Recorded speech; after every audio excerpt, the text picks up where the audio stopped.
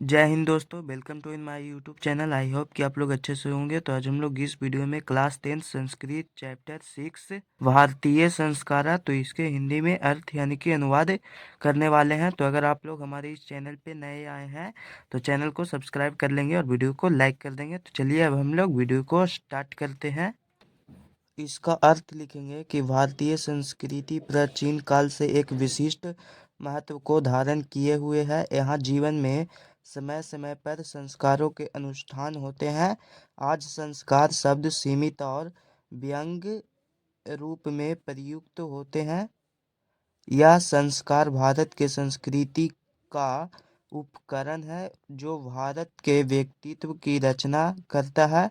विदेश में निवास करने वाले भारतीय संस्कारों के प्रति उन्मुख और जिज्ञासु हैं। इस पाठ में उन संस्कारों का संक्षिप्त परिचय और महत्व बताया गया है जो हम लोगों के लिए अत्यंत उपयोगी है।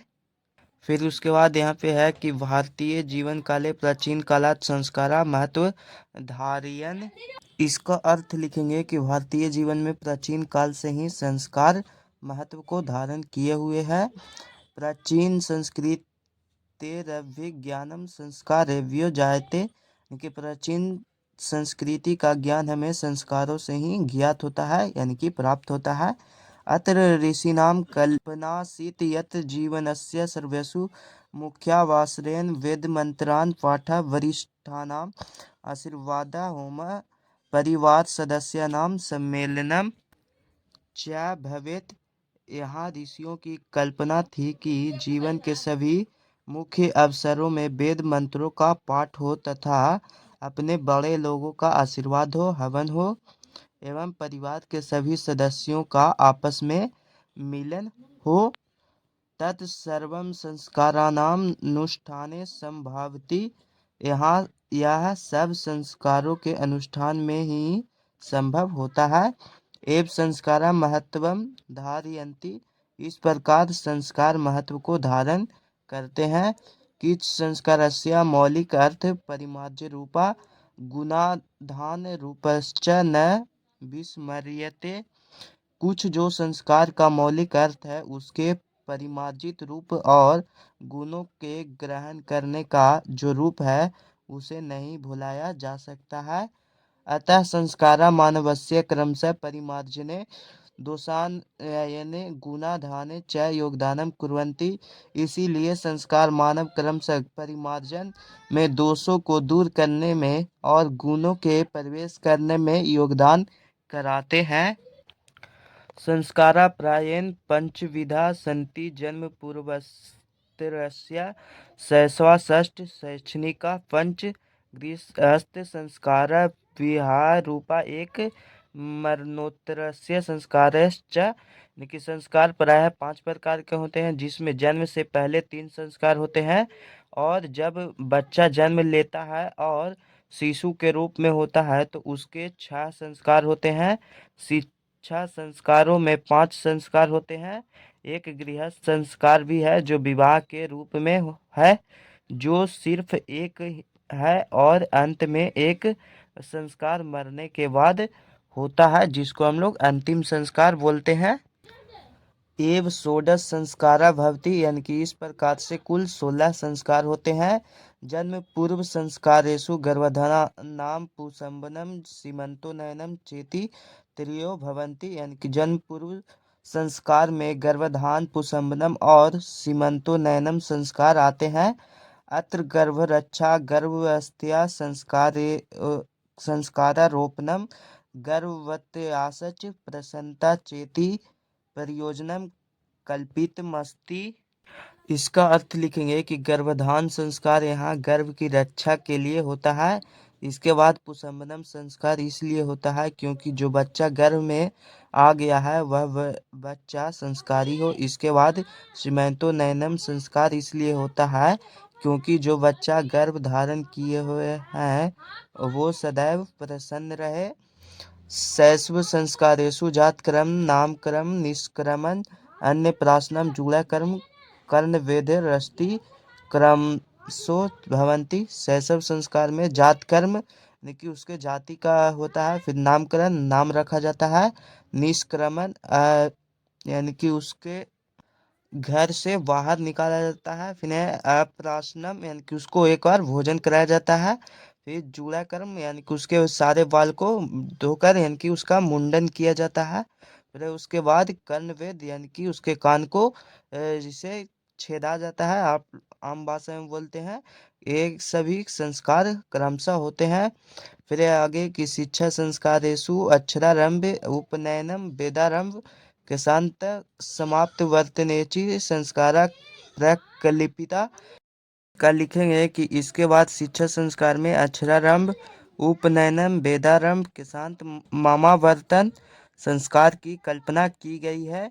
अक्षरारंभे अक्षरा लेखनम अंक लेखनम च शिशु प्रारंभते, यानी कि अक्षरारंभ संस्कार में शिशु अक्षर लेखन, अंक लेखन इत्यादि प्रारंभ करता है, यानी कि उसको लिखने के लिए बताया जाता है।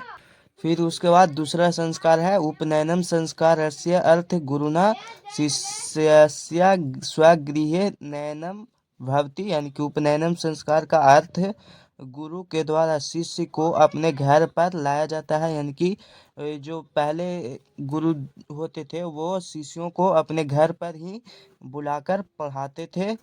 फिर है इसके आगे कि तत्र शिष्य शिक्षा नियमनाम पालनम अध्ययन करोति, कि वहाँ शिष्य शिक्षा के नियमों का पालन करते हुए अध्ययन करते हैं।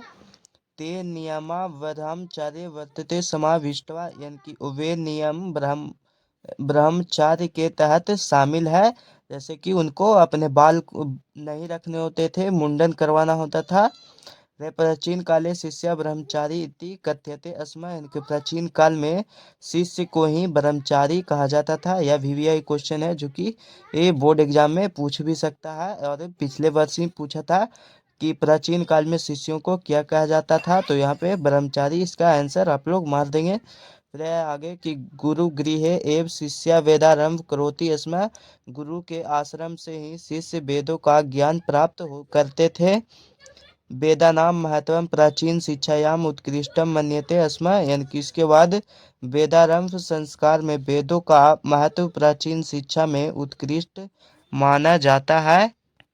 फिर इसके आगे कि केशांत संस्कारे गुरु गृह एवं शिष्य प्रथम शोधकर्म भवती स्म, यानी कि केशांत संस्कार में भी गुरु के आश्रम में ही शिष्य का प्रथम शोधकर्म यानी कि मुंडन काम होता था क्षौर क्रम में। फिर है इसके आगे कि अत्र गौदानम मुख्य कर्म, यहाँ गाय दान मुख्य कर्म होता था। फिर है कि अतः साहित्य ग्रंथेषु अस्य नामांतरम गोदान संस्कारो अपि लभ्यते, इसीलिए साहित्य ग्रंथों में इसका दूसरा नाम गोदान संस्कार भी प्राप्त होता है। समापवर्तनम संस्कारो उद्देश्यो शिष्य गुरु गृहात गृहस्थो जीवनम प्रवेश, समापवर्तनम संस्कार का उद्देश्य शिष्य के गुरु के आश्रम से ही गृहस्थ जीवन में प्रवेश करना होता है। शिक्षा वासने गुरु शिष्यान उपदिशा गृहम प्रवेशयति, शिक्षा के अंत में गुरु शिष्यों को उपदेशित कर घर भेजते थे।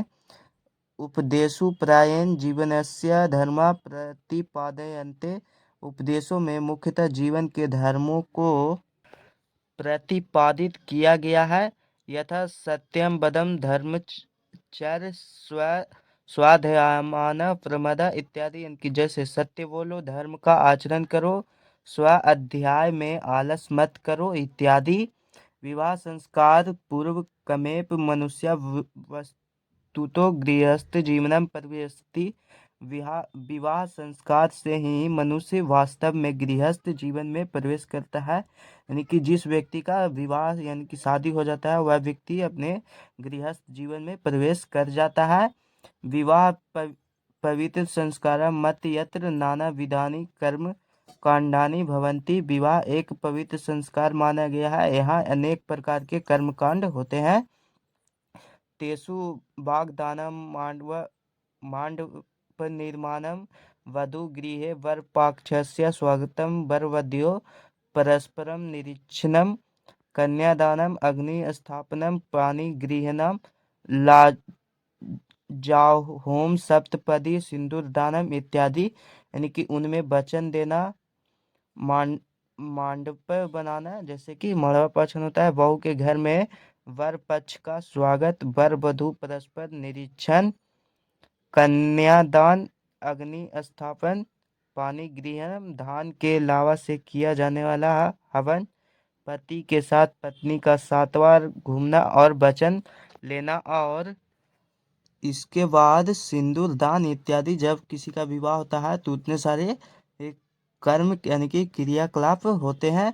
सर्वत्र समान रूपेण विवाह संस्कारस्य प्रायेण आयोजनम भवति, सभी जगह समान रूप से विवाह संस्कार का आयोजन होता है, यानी कि सभी जगह विवाह होता है तो वही सारे कर्म होते हैं। तदंतरम गर्भाधान संस्कार पुनरावर्तते जीवनचक्रिया च भ्रमति, इसके बाद गर्भाधारण संस्कार से होते हुए पुनः यही जीवन चक्र घूमता है। मरणादंतरम अंत्येष्टि संस्कारा अनुष्ठीयते, यानी कि और मरने के बाद अंतिम संस्कार का अनुष्ठान होता है। ये भारतीय जीवन दर्शन महत्वपूर्ण माध्यम संस्कारा इति, इस प्रकार भारतीय जीवन दर्शन का महत्वपूर्ण उपदान संस्कार है। अभी यहाँ तक इसके अर्थ को हम बतला दिए हैं। अब चलते हैं अब हम लोग इसके मौखिक प्रश्नों की ओर। तो यहाँ पे पहला नंबर क्वेश्चन है, एक पदेन वदत, यानी कि एक पद में इसका बताना है। तो इसका क नंबर क्वेश्चन है, संस्कारा कति संति, संस्कार कितने होते हैं? तो इसका आंसर लिखेंगे षोडश, यानी कि संस्कार 16 होते हैं। ख नंबर क्वेश्चन है कि जन्मतः पूर्व कति संस्कारा भवंती, जन्म के पूर्व कितने संस्कार होते हैं? तो त्रय, यानी कि 3। शैशवे कति संस्कारा भवंती, यानी कि शैशवे संस्कार कितने से किस शैशवा संस्कार में कितने संस्कार होते हैं? तो 60, यानी कि 60, यानी कि 6 संस्कार होते हैं। आप लोग कोई भी लिख सकते हैं। फिर है कि अक्षरारंभ की दृश्य संस्कार, यानी कि अक्षरारंभ संस्कार वह किस संस्कार में आता है? तो शैक्षणिक। फिर है कि गृहस्थ जीवनस्य एक संस्कार का, यानी कि गृहस्थ जीवन में प्रवेश करने का एक संस्कार क्या है? तो वह है विवाह।